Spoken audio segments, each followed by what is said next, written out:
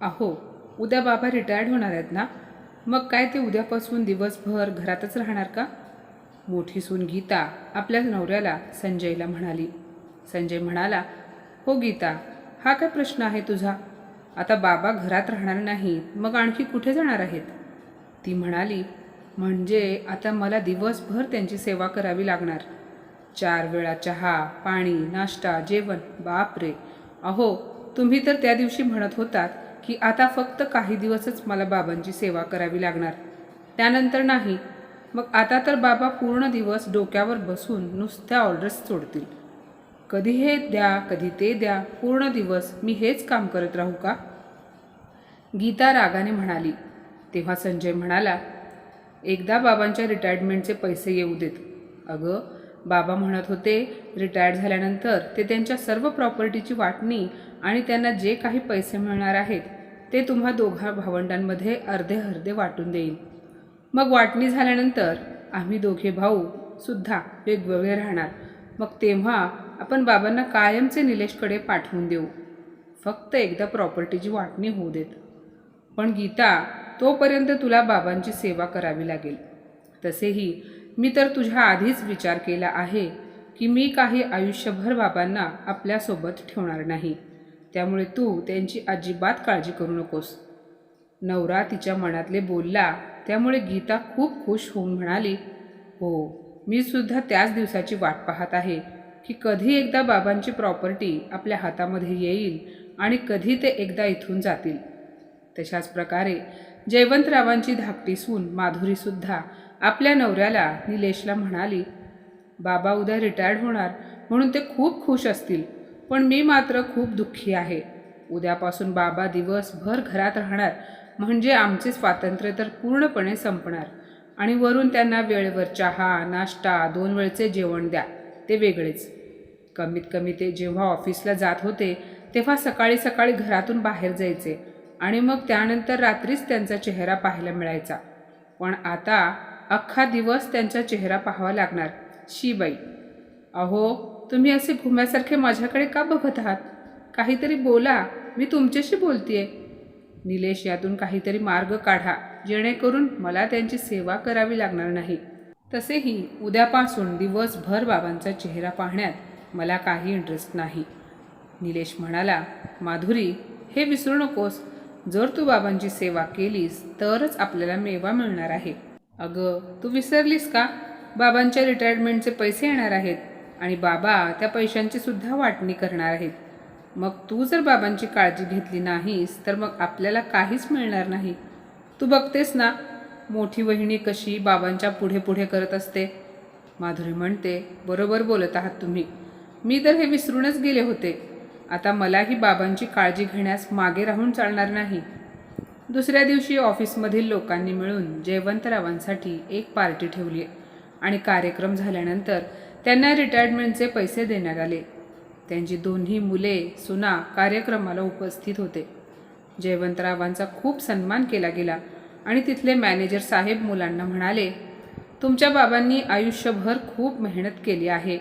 आज तुम्ही लोक जे काही आहात ते फक्त तुमच्या बाबांमुळे आहात. त्यामुळे इथून पुढे तुम्ही सर्वांनी जयवंतरावांची काळजी घ्या. ते बोलत होते पण मुलांचे नजर तर बाबांच्या रिटायरमेंटच्या पैशांवर होती. कार्यक्रम संपल्यानंतर ऑफिसमधून निघताच मोठा मुलगा म्हणाला, बाबा, द्या ती पैशांची बॅग इकडे, मी व्यवस्थित सांभाळेन. तेवढ्यात धाकटा मुलगा म्हणाला, बाबा, तुम्ही म्हणाल तर मी घरी जाता जाता हे पैसे बँकेमध्ये जमा करू येऊ का? तसेही एवढे पैसे घरामध्ये ठेवणे ठीक नाही. तेव्हा जयवंतराव म्हणाले, तुम्ही ह्या पैशांची अजिबात काळजी करू नका. त्यांना मी माझ्या बँकेच्या खात्यामध्ये जमा करेन. वडील असे बोलताच मुलांचे आणि सुनांचे चेहरे हिरमुसले. पण जयवंतरावांना समजले होते की एवढ्यात त्यांनी कोणावरही विश्वास ठेवायला नाही पाहिजे. त्यामुळे ते स्वतः बँकेमध्ये जाऊन आपल्या खात्यामध्ये पैसे जमा करून आले. जयवंतराव नेहमीप्रमाणे रिटायर्ड झाल्यानंतरही सकाळी लवकर उठायचे आणि आंघोळ वगैरे सर्व आटोपून पेपर वाचत बसायचे. सुरुवातीच्या काही दिवसांमध्ये तर त्यांच्या सुनांनी सासऱ्यांची सेवा करण्यात काहीच कसर सोडली नाही. रोज सकाळी टेबलवर त्यांच्यासाठी गरमागरम चहा, नाश्ता आणि वेळेवर जेवणसुद्धा द्यायच्या. पण 1च महिना झाला असेल तेवढ्यात मोठी सून धाकटीला म्हणाली, आधी हा म्हातारा ऑफिसला जाण्यासाठी तरी बाहेर पडत होता, पण आता दिवसभर त्याची सेवा करावी लागते की काय कोणास ठाऊक. हा माणूस प्रॉपर्टीची वाटणी कधी करणार आहे? धाकटी म्हणाली, ताई, एकदा का प्रॉपर्टीची वाटणी झाली की मग आपण त्याला कायमचेच त्याच्या गावी पाठवून देऊ. पण काही दिवसांनी दोन्ही सुनांनी पाहिले की जयवंतराव तर त्यांच्या प्रॉपर्टीची किंवा रिटायरमेंटच्या पैशांच्या वाटणीबद्दल कधीच काही बोलत नव्हते आणि त्यामुळे दोघी सुना सासऱ्याची सेवा करण्यास टाळाटाळ करू लागल्या. नेहमीप्रमाणे आजसुद्धा जयवंतराव सकाळी लवकर उठले आणि पेपर घेऊन वाचत बसले. काही वेळाने किचनकडे पाहत म्हणाले, माधुरी बेटा, जरा माझा नाश्ता घेऊन ये. नाश्त्यानंतर मला माझी औषधेसुद्धा घ्यायची आहेत. तेव्हा माधुरी म्हणाली, बाबा, यांना ऑफिसला जायला उशीर होतोय, त्यामुळे आता तर मी यांच्यासाठी टिफिन बनवत आहे. तुम्ही मोठ्या जाऊबाईंना सांगा तुम्हाला नाश्ता द्यायला. असे बोलून माधुरी स्वयंपाक खोलीत निघून गेली. मग जयवंतरावांनी आपल्या मोठ्या सुनेला गीताला आवाज दिला. पण अनेकदा आवाज दिल्यानंतर गीता आली आणि म्हणाली, काय झाले बाबा, तुम्ही का खोकलत आहात माझ्या नावाने? तिचे सासरे म्हणाले, अगं बाळा, मला औषधे घ्यायची आहेत, पण अजूनही तुम्ही दोघींनी देखील मला नाश्ता दिला नाही म्हणून बोलावत होतो. गीता म्हणाली, अहो बाबा, मला वाटले की माधुरीने तुम्हाला एवढा नाश्ता दिला असेल, पण सॉरी, आता मी ह्यांच्यासोबत बाहेर निघाले आहे. तुम्ही असे करा, आज माधुरीलाच नाश्ता बनवायला सांगा. सासरे काही बोलणार तेवढ्यात गीता तिथून निघून गेली. थोडक्यात काय तर दोघी सुनांनी एकमेकींवर टोलवाटोलवी केली. त्यामुळे जयवंतरावांना आज सकाळचा नाश्ताच मिळाला नाही आणि त्यांनी शेवटी बाहेर जाऊन नाश्ता केला, कारण त्यांना औषधे घ्यायची होती. दुसऱ्या दिवशी माधुरी आपल्या मोठ्या जावेला गीताला म्हणाली, वहिनी, मला तर या म्हातारीची सेवा करायला अजिबात आवडत नाही आणि मी ह्याची सेवा यापुढेही करणार नाही. अहो, हा म्हातारा नुसता आपल्याला राबवून घेतोय, आपल्यासमोर त्याच्या रिटायरमेंटच्या पैशांचे नावसुद्धा काढत नाही. तेव्हा गीता म्हणाली, बरोबर बोलतेस तू, म्हणूनच आता यापुढे ह्या म्हाताऱ्याचे एकही काम ऐकायचे नाही. बसू देत तसाच उपाशी, तेव्हाच त्याला अक्कल येईल. आणि तेव्हापासून दोन्ही सुनांनी ठरवले की आता जेव्हा केव्हा जयवंतराव काही कामे सांगतील तेव्हा मोठी सून म्हणेल की धाकटीला सांगा आणि धाकटी म्हणेल की मोठीला सांगा. अशा प्रकारे जयवंतरावांना दोन्ही सुनांकडून ना जेवण मिळेल ना नाश्ता आणि वैतागून शेवटी त्यांना स्वतःचे काम स्वतःच करावे लागेल. असेच एके दिवशी जयवंतरावांना खूप खोकला येत होता. त्यामुळे त्यांनी दोन्ही सुनांना गरम पाणी द्या म्हणून आवाज दिला. तेव्हा दोन्ही सुना एकत्र येऊन म्हणाल्या, स्वतः किचनमध्ये जाऊन पाणी घ्यायला वेळ लागतो का? हे बघा, आजपासून तुम्ही स्वतःचे काम स्वतःच करायचे, सारखे सारखे आम्हाला नाही बोलवायचे. आणि तसेही आम्हाला घरामध्ये इतर बरीच कामे करायची असतात. तुमचे काय, तुम्ही तर रिटायर्ड झालात, पण आम्ही नाही. जयवंतरावांना आपल्या सुनांचे बदललेले वागणे समजत नव्हते. ते आपली पत्नी शांताच्या फोटोकडे पाहून रडायला लागले आणि म्हणाले, बघतेस ना शांता, तू गेलीस आणि माझी काय अवस्था झाली आहे. आज जर तू जिवंत असतीस तर आपण दोघांनी एकमेकांची सुखदुःख वाटून घेतली असती. का गेलीस तू मला सोडून? असे बोलत असताना त्यांचे डोळे पाण्याने भरले आणि त्यांना त्यांचे मागचे दिवस आठवायला लागले. जयवंतराव आणि शांताबाई यांना 2 मुले संजय आणि निलेश आणि 1 मुलगी अंजली होती. जयवंतराव दूरसंचार विभागात क्लर्क म्हणून काम करत होते. ते आपल्या आईवडिलांचे एकुलता एक मुलगा असल्यामुळे घराची सर्व जबाबदारी त्यांच्यावरच होती. त्यांनी आपल्या आईवडिलांची सेवा करण्यात काहीच कसर सोडली नव्हती. जयवंतरावांच्या आईची 1 किडनी खराब झाली होती. त्यावेळेससुद्धा त्यांनी पैशांची पर्वा न करता आपल्या आईचे सर्वात चांगल्या हॉस्पिटलमध्ये उपचार केले होते. त्यावेळेस त्यांनी आईच्या उपचारांसाठी लाखो रुपये खर्चही केले होते. पण खूप प्रयत्न करूनही ते आपल्या आईला वाचवू शकले नाहीत. तेव्हा जयवंतरावांचे वडील त्यांना म्हणाले होते की बाळा, तू आणि सुनबाईने आम्हा म्हातारा म्हातारीची खूप सेवा केली आहेस. तू पाहशील, तुझी मुले आणि त्यांच्या बायकासुद्धा तुम्हा दोघांची खूप सेवा करतील. पण आज त्यांच्या सुना त्यांना जी काही वागणूक देत होत्या ते पाहून त्यांना आपल्या पत्नीची, शांताबाईची खूप आठवण यायला लागली. ते विचार करत होते, मुलांचे लग्न झाल्यावर त्यांना त्यांचे आईवडील नकोशे का वाटतात. दोन्ही मुलांचे लग्न झाल्यानंतर शांताबाई नेहमी आपल्या पत्नीला म्हणायच्या, मुलांचे लग्न झाल्यापासून मुले आणि सुनांमध्ये खूप बदल झाला आहे. ते सर्वजण त्यांना आपल्याबद्दल काळजी आणि प्रेम आहे असा फक्त दिखावा करत आहेत, पण खरे सांगायचे तर त्यांच्या मनामध्ये फक्त लोभ आहे. तेव्हा जयवंतराव यांना आपल्या पत्नीचे बोलणे चुकीचे वाटायचे. ते म्हणायचे, अगं शांता, माहिती नाही पण का तुम्हा बायकांना मुलांचे लग्न झाल्यानंतर मुलगा सुनेचा झाला आणि आता तो आपला राहिलेला नाही असे का वाटते. अगं, आपल्या सुना लक्ष्मीच्या पावलांनी आपल्या घरी आल्या आहेत आणि तू चक्क तुझ्या घरामध्ये आलेल्या लक्ष्मीवर संशय घेत आहेस.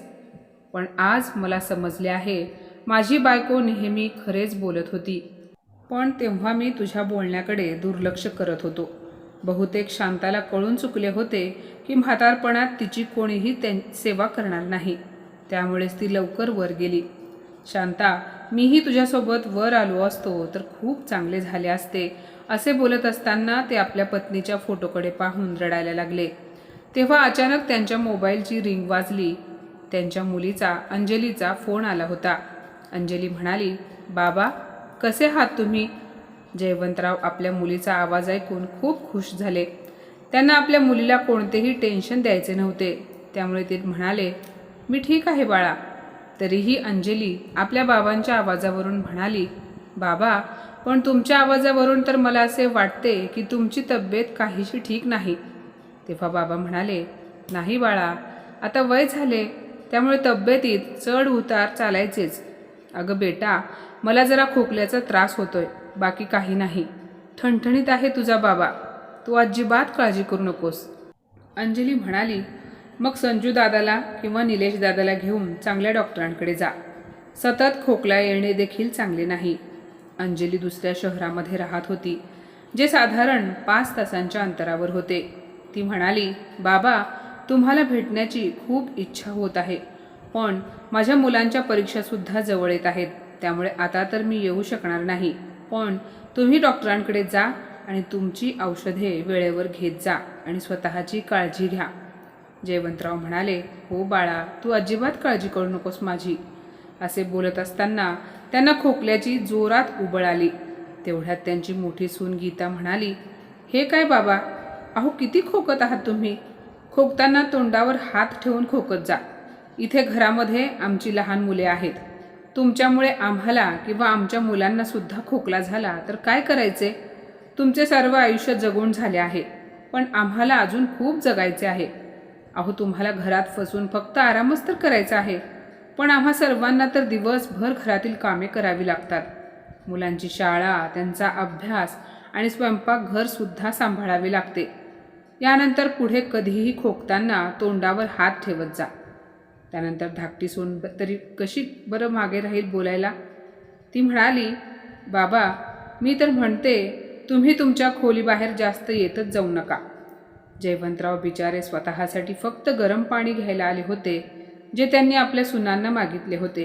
पण तेव्हा त्या दोघी म्हणाल्या की स्वतः येऊन घ्या, आणि आता ते स्वतः गरम पाणी घेण्यासाठी आले तर बरेच काही ऐकवत होत्या. दुसऱ्या दिवशी रविवार होता. मुलांनी आणि सुनांनी बाहेर फिरायला जाण्याचा प्लॅन बनवला.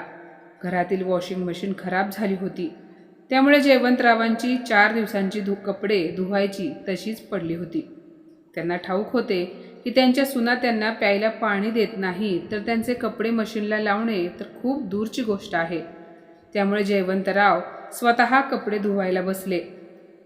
जेव्हा दोन्ही मुलांनी आपल्या वडिलांना कपडे धुताना पाहिले तेव्हा निलेश म्हणाला, बाबा आम्ही दोन्ही भावांनी तुम्हाला याआधी अनेकदा प्रॉपर्टीची वाटणी आणि पैशांची वाटणी करायला सांगितले, पण तुम्ही केली नाहीत. मग आता त्याचा परिणाम पाहताय ना. तुमच्या दोन्ही सुनांपैकी एकही जण तुमची सेवा करायला तयार नाही. अहो बाबा, जास्त नाही पण थोडे जरी पैसे दिले असते तर त्या दोघींनी सुद्धा तुम्हाला गादीवरून उतरू दिले नसते. आम्ही सर्वांनी तुमची सेवा केली असती. दुसरा मुलगा संजय म्हणाला, हो बाबा, तुम्ही तर म्हणाला होता की तुमच्या रिटायरमेंटनंतर तुमची सगळी प्रॉपर्टी आणि पैशांची वाटणी कराल. मग आता 2 महिने झाले तुम्हाला रिटायर्ड होऊन, आणि तुम्ही अजूनही आम्हाला काही का दिले नाही? जयवंतरावांना आपल्या मुलांची आणि सुनांचा हेतू समजला होता, म्हणूनच तर त्यांनी अजूनही कोणाला काहीही दिले नव्हते. हे जेव्हा त्यांच्या लक्षात आले होते की मुले आणि सुना त्यांची नजर फक्त त्यांच्या प्रॉपर्टीवर आणि रिटायरमेंटच्या पैशांवर आहे, तेव्हापासून ते सावध झाले होते. त्यांच्या मनात सतत हाच विचार यायचा की अजून त्यांच्या हातामध्ये प्रॉपर्टी आली नाही तर त्यांनी माझी ही अवस्था केली आहे. उद्या जर या लोकांना मी माझे सर्व काही देऊन बसलो तर कोणास ठाऊक हे लोक माझे काय हाल करतील. आजही हाच विचार करत करत त्या बिचारे आपले कपडे धुवत होते. तेवढ्यात त्यांची मुलगी अंजली आपल्या माहेरी येऊन पोहोचली. दरवाजा उघडा होता, त्यामुळे ती सरळ घरात आली. जेव्हा तिने तिच्या बाबांना बाथरूममध्ये कपडे धुताना पाहिले तेव्हा तिला खूप धक्का बसला. ती म्हणाली, बाबा, तुम्हाला 2-2 सुना असताना तुम्ही स्वतःचे कपडे का धुवत आहात? चला उठा आणि पटकन बाहेर या. असे म्हणत तिने तिच्या बाबांना हाताला धरून उठवले. जयवंतराव खोकत खोकत बाहेर आले. अंजली म्हणाली, दादा, वहिनी, कुठे आहात तुम्ही सर्वजण? अंजलीचा आवाज ऐकून दोन्ही भाऊ आणि भावजया, ज्या आपल्या खोलीमध्ये फिरायला जाण्याची तयारी करत होत्या, ते सर्वजण बाहेर आले. तेव्हा गीता म्हणाली, अरे ताई, तुम्ही अचानक इथे कशा? सांगून आल्या असतात तर? अंजली म्हणाली, वहिनी, जर सांगून आले असते तर तुम्हा लोकांचा खरेपणा मला कसा ठाऊक झाला असता, आणि माझ्या बाबांना असे कपडे धुवत असताना तरी कसे पाहू शकले असते? ती मोठ्या भावाला म्हणाली, दादा, आज तुम्हा दोघांना माझा भाऊ म्हणायला सुद्धा खूप लाज वाटते आहे. अरे, ह्या दोघी तर बाहेरून आल्या आहेत, पण तुम्हा दोघांना बाबांबद्दल जराही प्रेम वाटत नाही. तुम्ही लोक बाबांना असे बाथरूममध्ये कपडे कसे काय धुवू देत होतात? आज तुम्ही सर्वजण माझ्या नजरेमधून पडलात. हे बघा, मी तुम्हा चौघांविरुद्ध वृद्ध वडिलांना त्रास दिला म्हणून पोलिसात तक्रार दाखल करू शकते. अंजली असे बोलताच दोघे भाऊ आणि भावजया खाली मान घालून उभे होते. त्यांनी आपल्या वडिलांना रिटायरमेंटनंतर सुख देण्याऐवजी दुःख दिले होते. अंजली म्हणाली, बाबा, तुम्ही माझ्यासोबत चला. आजपासून तुम्ही माझ्यासोबत माझ्या घरी राहणार आहात. हे तर चांगले झाले. त्या दिवशी तुमच्याशी फोनवर बोलत असताना त्यावेळी मी फोन बंद केला नव्हता आणि मला ह्या दोघी तुम्हाला जे काही बोलत होत्या ते मी ऐकले, आणि तेव्हा मला समजले की माझ्या बाबांना इथे किती मानसन्मान मिळत आहे, आणि म्हणूनच मी हे पाहायला आले होते की माझे बाबा रिटायर्ड झाल्यानंतर कसे आयुष्य जगत आहेत. तिने पर्समधून 500च्या 2 नोटा काढल्या आणि दोघा भावांच्या हातात पैसे देत म्हणाली, जमले तर ह्या पैशांच्या बांगड्या भरा. एवढे बोलून अंजली वडिलांना सोबत घेऊन आपल्या घरी निघून गेली. थोड्या दिवसानंतर संजय आणि निलेश हा विचार करून घाबरत होते की बाबा त्यांचे सर्व पैसे त्यांच्या मुलीला तर देणार नाहीत ना. आणि शेवटी त्यांना जी भीती होती तसेच झाले. घर खाली करण्याचे पेपर्स घेऊन कोर्टाचा एक माणूस जेव्हा त्यांच्या घरी आला तेव्हा त्या सर्वांच्या चेहऱ्यावर 12 वाजले होते. ते चौघेही आपल्या वडिलांची माफी मागण्यासाठी बहिणीच्या घरी पोहोचले. पण जयवंतराव त्यांना म्हणाले, नालायकांनो, मी तुमचा बाप आहे. मला तुमचे चेहरे बरोबर वाचता येतात. तुम्ही दोघे आपले वडील बहिणीकडे जाऊन राहिले आहेत याचे तुम्हाला वाईट वाटले नाही तर इथे जर मुलीकडे राहून तिलाच सर्व संपत्ती देणार तर नाहीत ना, ह्याची तुम्हाला भीती वाटत होती. तुम्ही तर माझ्या प्रॉपर्टी आणि पैशांच्या लोभीपणामुळेच माझी माफी मागत आहात. पण अंजलीसोबत राहून मला माझ्या वडिलांचे एक वाक्य आठवले. ते म्हणायचे की जयवंत, तू माझी खूप सेवा केलीस, अशीच सेवा तुझी मुले आणि सुनासुद्धा करतील. आणि हे वाक्य 16 आणे सत्य आहे. कारण तुम्ही मुले नाहीत तर माझी मुलगी माझी दिवस रात्र सेवा करत आहे. आणि म्हणूनच मी आज हे जाहीर करतो की मी माझे सर्व काही माझ्या मुलीच्या नावे करणार आहे. अरे मूर्खांनो, त्या दिवशी ऑफिसमध्ये माझ्या रिटायरमेंटच्या कार्यक्रमात तुमची नजर फक्त माझ्या पैशांच्या बॅगवर होती. पण खरे सांगायचे तर त्यात पैसे नव्हतेच.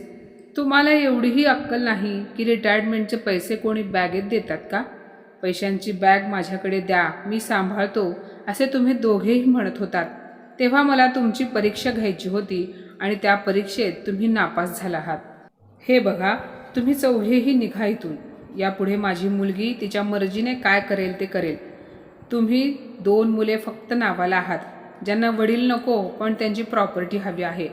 पण आजपासून माझी अंजली माझी मुलगी आणि माझा मुलगाही असेल, कारण ती मला सांभाळण्याचे कर्तव्य निभावत आहे. हे ऐकून दोन्ही मुलांनी जयवंतरावांचे पाय धरले, पण त्यांनी आपल्या मुलांना माफ केले नाही आणि रिकाम्या हाताने हाकलवून लावले. तर मित्रांनो, मला वाटते जयवंतरावांनी जे केले ते योग्य केले. तुम्हाला काय वाटते ते कमेंटमध्ये नक्की सांगा. तर माझ्या मित्रमैत्रिणींनो, आजची ही कथा तुम्हाला कशी वाटली कमेंटमध्ये नक्की सांगा. आणि अशाच नवनवीन कथा ऐकण्यासाठी प्रज्ञा मराठी स्टोरीजला नक्की सबस्क्राईब करा.